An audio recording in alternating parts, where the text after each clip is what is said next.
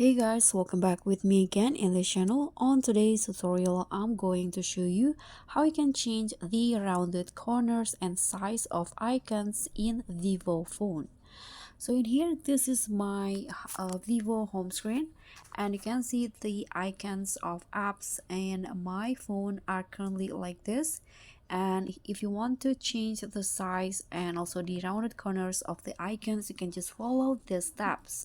So first, go to the settings on your phone, and then just scroll down until you find the lock screen and wallpaper, and tap on the home settings. So after this, you can just find this rounded corner and size of icon. So these settings are only supported under the system theme, so you can just click on this. This is for the rounded corner, so this is my current icons look like. So you can just, if you want to make it circle, you can just swipe to the left like this.